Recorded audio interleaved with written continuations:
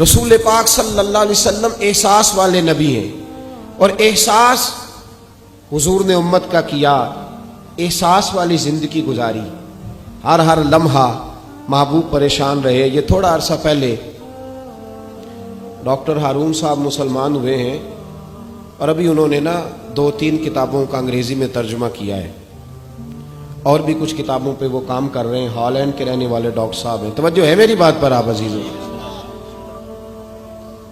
Doctor صاحب کہتے ہیں کہ میں نے یہ سنا تھا کہ مسلمان دہشت گرد ہیں، یہ بم بلاسٹ کرتے ہیں۔ تو میں جہاں لفظ اسلام آتا تھا وہاں سے میں تھوڑا بچ جاتا تھا، پیچھے ہٹ جاتا تھا، لیکن میرے مزاج کے اندر یہ بات شامل تھی کہ میرے اندر اللہ نے بڑا انسانیت کا جذبہ رکھا ہوا تھا۔ تو میں ایک تنظیم قائم کر رہا تھا، میرا خیال تھا کہ ایک ایسی جماعت بناؤں کہ جو پوری دنیا کے اندر اسلام، توجہ ہے میرے عزیزوں کی؟ کہتے میرا خیال تھا ایسی جماعت قائم کروں کہ جو پوری دنیا میں لوگوں کی خدمت کرے، اور بغیر امتیاز کے کرے، اسلام والوں کی بھی اور غیر مسلموں کی بھی۔ لیکن مجھے بڑا دھچکا رہتا تھا کہ مسلمان سخت گیر قوم ہے۔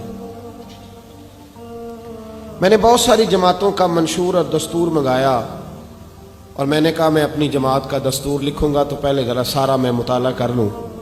ڈاکٹروں کا ٹیبل ہوتا ہے، اس کے اوپر شیشہ لگا ہوتا ہے، نیچے وہ جو چیز ضروری ہوتی ہے وہ رکھ لیتے۔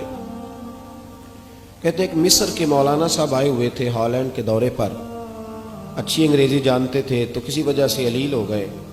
میرے پاس وہ آئے، اور انہوں نے دیکھا کہ میں انسانی حقوق پر کچھ لکھ رہا ہوں، کام کر رہا ہوں، تو وہ دیکھ کر کے مجھے کہنے لگے کہ ڈاکٹر صاحب آپ کوئی تنظیم قائم کر رہے ہیں؟ میں نے کہا ہاں۔ تو کہتے انہوں نے ہلکا سا ٹچ دیا، زور نہیں دیا، اور ویسے بھی جو ہلکی بات ہوتی ہے وہ ذرا دل میں جلدی بیٹھ جاتی ہے۔ کہتے ہیں ہلکا سا ٹچ دیا، کہنے لگے اگر کبھی موقع ملے تو میرے نبی پاک کی بھی سیرت پڑھ کے دیکھیں، بس ہلکی سی بات، اور وہ جملہ چھوڑ گئے۔ اعلیٰ حضرت فاضل بریلوی علیہ رحمہ نے لکھا ہے ضروری نہیں کہ تم جو کہہ رہے ہو وہ منوا کے اٹھو، لیکن میسج ضرور چھوڑ دیا کرو۔ جب انسان کے ذہن میں بات ہوتی ہے یہاں سٹاک ہوتا ہے جب بات کا، تو جب وہ کام کرنے لگتا ہے تو ایک دفعہ وہ بات سامنے ضرور آتی ہے۔ کہہ دیا کرو۔ انہوں نے کہہ دیا کہ ڈاکٹر صاحب ایک دفعہ حضور کی سیرت بھی پڑھ لیں۔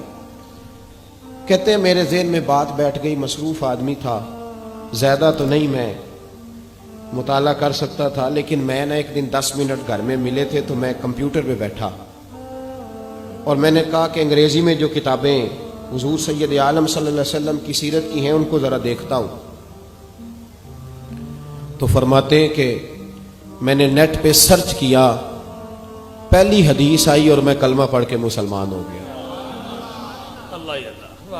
حدیث کہاں ہے؟ سبل الہدی والرشاد میں بھی ہے، کنز العمال میں بھی ہے، مسند احمد میں بھی ہے، ابن اسحاق میں بھی ہے، ابن اشام میں بھی ہے، اور شاید سیرت کی تمام کتابوں میں آپ کو روایت مل جائے۔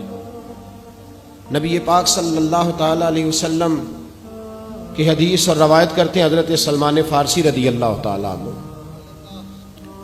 اور ساتھ ہیں سیدنا بلال حبشی رضی اللہ تعالیٰ عنہ۔ فرماتے ہیں ہم گھر سے نکلے، حضور نے فرمایا ذرا جلدی چلو ایک ضروری کام ہے۔ فرماتے ہیں بڑی تیزی کے ساتھ آج روٹین سے ہٹ کر محبوب نے تیز تیز قدم مبارک اٹھائے، تیز تیز، اور فرماتے ہیں ایک گلی ہم نے کراس کی، دوسری گلی میں جو پہنچے تو پھٹے پرانے کپڑے، سادی سی بی بی، اور حالت بتاتی تھی کہ بیچاری کسی غریب گھر کی ہے۔ وہ سڑک پہ کھڑی تھی اور رو رہی تھی۔ میرے کریم رسول نے فرمایا بلال اسے پوچھو کیا مسئلہ ہے، کیوں روتی ہے؟ تو حضرت سلمان عرض کرتے ہیں میں نے کہا حضور میں پوچھ لیتا ہوں، آپ جائیے، کام بڑا ضروری ہے جو نکلیں، میں معلومات کرتا ہوں۔ تو محبوب نے فرمایا نہیں، اس کے آنسو پوچھنے سے ضروری کوئی کام بھی نہیں، پہلے اس کی داد رسی ہوگی، اسے پہلے پوچھا جائے گا۔ روتے نہیں رہتے لوگ گھروں میں، لوگ گزر نہیں جاتے چپ کر کے؟ کتنے لوگ تڑپتے، کون احساس کرتا ہے؟ نبی پاک سید عالم صلی اللہ علیہ وسلم رکے اور اس خاتون سے پوچھا کیا بات ہے؟ اس نے کہا کہ بات کوئی بھی نہیں، میرا ایک ہی موٹا سا مسئلہ ہے۔ کہا وہ کیا؟ کہنے لگی میں غریب ہوں، اور غریبی بذات خود بہت بڑا گناہ ہوتی ہے، لوگ بڑا جرم سمجھتے ہیں اس کو، بذات خود میں نے شروع میں کہا نا کہ مذہبی سٹیج کی بھی صدارت غریب آدمی نہیں کر سکتا، کیونکہ غریب جو ہوا جہد کول دتھی ہونی انہیں نیڑے بہنا ہے نا جی، جہد کول نہیں انہیں تو پیچھے جا کے بہنا اینڈ تے کول کہڑا دتھی ہے۔ اس سٹیج پہ بھی غریب آدمی کی صدارت نہیں ممکن ہو ہی نہیں سکتا۔ میرے رسول پاک سید عالم صلی اللہ تعالی علیہ وآلہ وسلم نے فرمایا پہلے اسے پوچھو کیا مسئلہ ہے۔ وہ کہنے لگی میں غریب ہوں، بوڑھی ہو گئی ہوں، ساری زندگی غلامی میں گزاری ہے، تیل لینے آئی تھی 5 دینار کا، بوتل میں تیل بھروایا ہے، اور اب بوڑھی ہوں نا تو کمر درد کرتی ہے، پیر پیچھے موڑا ہے تو میں گری ہوں، تیل زمین پی گئی ہے، اب زمین تو واپس نہیں کرتی، لیکن واپس جاؤں گی تو ایک یہودی عورت کی ملازمہ ہوں، وہ درے سے مارے گی، کھال ادھیڑ دے گی، میں بڑی پریشان ہوں، اب نہیں مار کھائی جاتی، ہڈیاں بوڑھی ہیں، قربان جاؤں۔ حضرت بلال کو حضور نے حکم دیا، فرمایا دوڑ کے گھر جا 5 دینار لا۔ فرماتے ہیں 5 دینار لائے، تیل خرید کے دیا، وہ پھر رونے لگی۔ فرمایا آپ کیوں روتی ہے؟ اس نے کہا بتایا نا غریب ہوں، غریب کا جرم کوئی نہیں ہوتا، لیکن پیس دیا جاتا ہے، پھر بھی مار تو اب بھی پڑے گی، اب کیوں پڑے گی؟ تو عرض کرنے لگی محبوبہ مار اس لیے پڑے گی کہ دیر سے کیوں آئی ہے۔ تو میرے کریم رسول اور وہ بی بی حضور ابھی آئے ہیں مدینہ طیبہ، امام یوسف صالحی فرماتے ہیں ابھی آئے تھے حضور، سبل الہدی والرشاد کے مصنف کہتے ہیں ابھی آئے تھے نبی پاک، وہ جانتی بھی نہیں تھی۔ تو سید عالم صلی اللہ تعالی علیہ وسلم نے فرمایا اچھا مار پڑے گی؟ کہا ہاں۔ او بھائی کونسلر جو کل آپ کو کہہ رہا تھا نا میں آپ کا خادم ہوں، کونسلر بے گناہ، بلکہ ہمارے ایس ایچ او صاحب اگر چودھری پہ پرچہ آ جائے تو اس کو ٹیلی فون کر کے پوچھتے ہیں صاحب جی تہاڈے خلاف درخواست آئی ہے، ادا کی کرنا ہے؟ تو غریب آدمی بیچارہ، اس کی غلطی یہ تھی کہ وہ غریب تھا تو اس نے ریڑھی لگا لی چوک میں، اس کو دبوچ کے لے گئے، تینوں پتہ نہیں اتنے نہیں کھلوئی دا، تو اس کے پاس کل انویسٹمنٹ ہی 5000 تھی، سارا لے گئے۔ پھر وہ کونسلر صاحب کے پاس چلا گیا، سر میرے نال چلے آجے ذرا میں تھانے جانا ہے۔ انہوں نے کہا گڈی کرائی ہے، پیسے ہے نہیں ایویں تھانے جائیدا ہے۔ اب وہ گاڑی لایا ہے، پتہ نہیں کہاں سے لایا ہے، تھانے پہنچا ہے، اور یہ ہے ہمارا حال کہ وہ ایس ایچ او بھی بیٹھا ہے کرسی پہ اور کونسلر بھی کرسی پہ بیٹھا اور وہ غریب پیروں میں بیٹھا ہے اور ہاتھ باندھ کے کہہ رہا میری ریڑھی دے چھڈو، میریاں 4 دھیاں نے تو میں شامی کھانا کھڑنا ہے۔ کدھر گیا امت کا وہ ذوق؟ ساری زندگی نعتیں سننے والوں بتاؤ تو صحیح نعت نے تاثیر کیا دی ہے روح کو؟ اگر ابھی بھی گھاڑی غریب کے پاس کھڑی نہیں ہوتی تو پھر کیا اثر ہوا ساری زندگی نعت سننے کا؟ میرے مصطفیٰ کریم سید عالم صلی اللہ تعالی علیہ وسلم نے فرمایا اس خاتون سے یہاں کونسلر ساتھ نہیں جاتا، کہتا ہے کر دیا ٹیلی فون، سویرے 9 بجے پہنچ جانا۔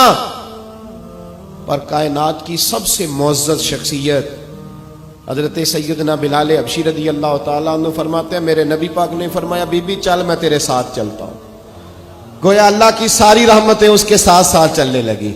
اور آگے آگے نہیں، ساری کتابیں پڑھ لو، وہ پھٹے پرانے کپڑوں والی بی بی آگے آگے اور اللہ کے کریم رسول پیچھے پیچھے، ساری گلیاں اس نے پھرائی، مدینے کی صحرا آ گیا، ایک دروازے پہ دستک دی، سے مالکن آئی، وہ بی بی بعد میں کہتی ہے میں بھی بڑی ڈاڈی تھی، طاقت ہی نہیں تھی میرے سامنے کو کھڑا ہو سکے، لیکن جب میں باہر نکلی تو میں نے نور کے حالے میں لپٹی ہوئی ایک عظیم ہستی کو دیکھا۔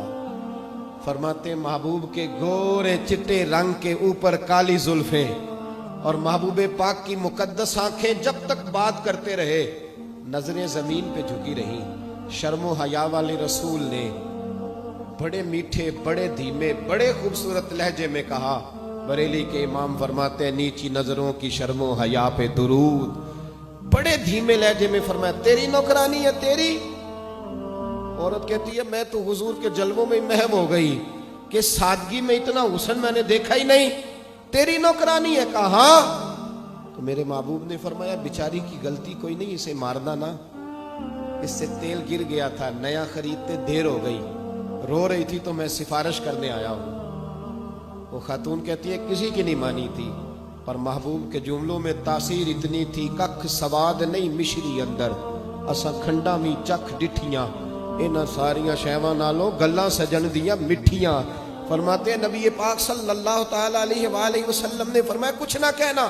کہنے لگی نہیں کہتی, میرا وعدہ رہا, کچھ نہیں کہوں گی. اب میرے حبیب نے پھر نظر اٹھائی اور اس غریبنی کی طرف دیکھا اور فرمایا تو اگر کہے تو میں جاؤں, تو اگر کہے تو میں خود بھیک دیں, خود ہی کہے منگتے کا بھلا ہو, تو اگر کہے تو میں جاؤں. اس نے خراج پیش کیا تو چند آنسو گرائے. کہنے لگی محبوبہ جیسے بندہ نوازی. حضور نے رخ پھیرا, حضرت بلال کہتے میں پیچھے رہ گیا. میں پیچھے رہ گیا تو وہ دونوں بیویاں دوڑ کے میرے پاس آئیں. کہنے لگی بتا تو صحیح ہے کون, یہ بتا تو صحیح کون تھے. تو حضرت بلال کہنے لگی تم نہیں جانتے. جناب بلال فرمانے لگے یہی تو ہیں جنہیں اللہ نے سچا رسول بنا کے بھیجا ہے.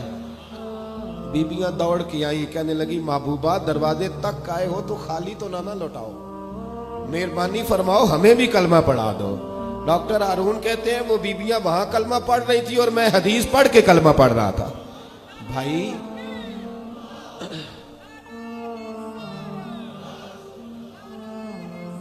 اگر دولت احساس ہے نا پھر تو زندہ ہے. جو زندہ ہوتا ہے اس میں لچک ہوتی ہے,